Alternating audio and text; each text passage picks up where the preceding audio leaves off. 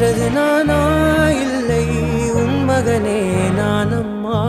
தாயே தாயே மகளென வந்தாய், தந்தை சிந்தை நலமுற வந்தாய்.